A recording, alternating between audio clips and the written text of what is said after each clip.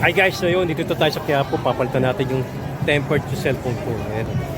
So yun, so hindi nawala yung pakat? Hindi po nawawala yan, sir. Pagbasag na po talaga yung LCD mo, sir. Basag na yung LCD ko. Buti kung mga ganun lang.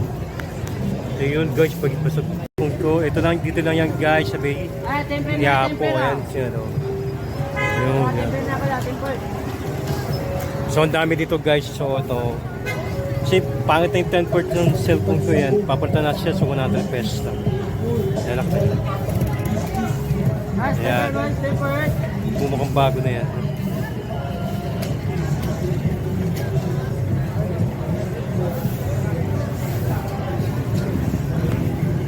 Isig. So basag na pala yung LCD ko, ayan.